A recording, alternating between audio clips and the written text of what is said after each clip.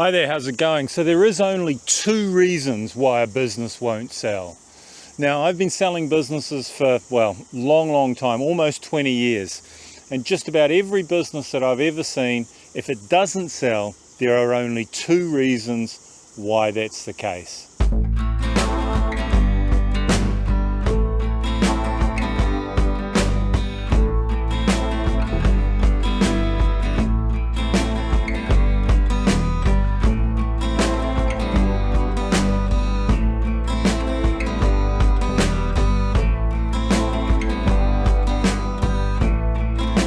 The first reason a business doesn't sell is because of price. It's basically overpriced. They've priced the business out of the market. Now, often owners do that because they're not really sure what the business is worth. They've been given some advice, but it's probably pretty poor advice. So they pick a number they think the business is worth, they put it out in the market, but when you compare it to all the other things that are in the market, it just doesn't stack up. I mean, houses are fairly easy to value. If you've got 6 or 7 houses in a row in the same street, all worth $1 million, then that 7th house probably going to be worth $1 million as well. But businesses aren't like that. There's a lot of factors that go into the value of a business, and it's not just a matter of plucking a number out of the sky.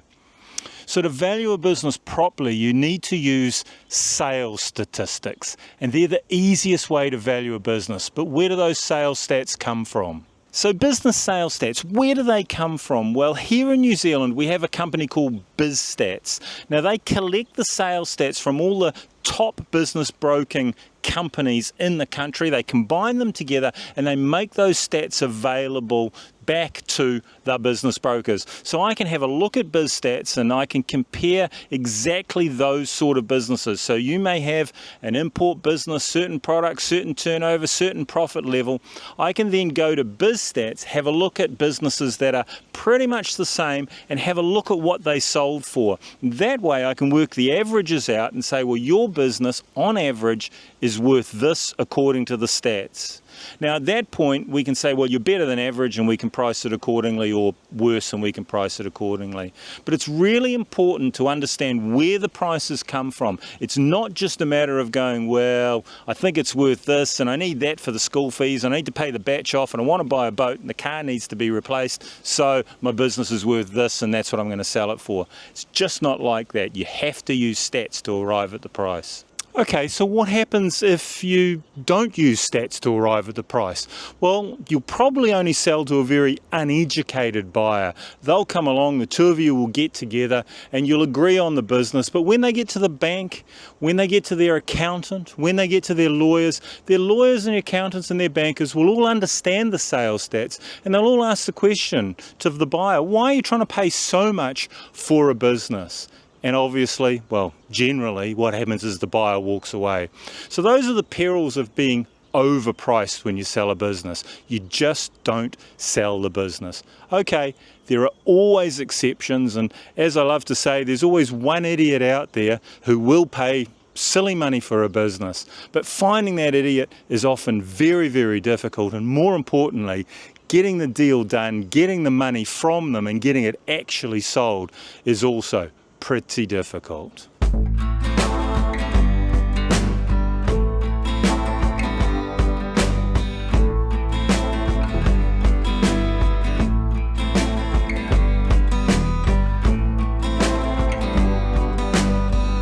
So what's the second reason a business doesn't sell? Well, it's under marketing. It's actually not getting out there and telling people the business is for sale. How do you expect someone to come along and buy the business if they don't know it's for sale?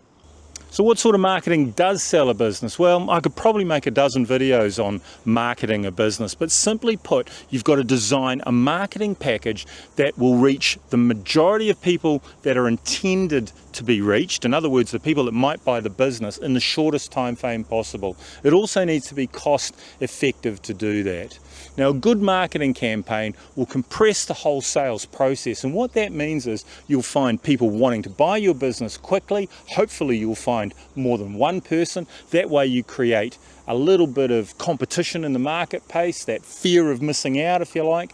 And that competition, that'll make sure you get the best price for your business. So good marketing is the key. Talk to a broker, talk to me, and I'll show you good marketing. Okay, so good marketing might be the key, but why?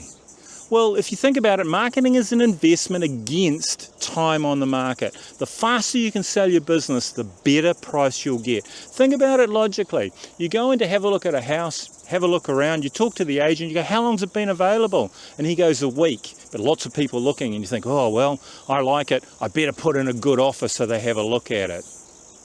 Now you go into a second house, talk to the agent said, oh, it's been on the market 3 months. And you think, man, that's a long time. What's wrong with this business? I'll give them a low ball offer because they must be getting desperate. So the faster you can find a buyer and the quicker you can get an offer, generally speaking, the better that offer will be.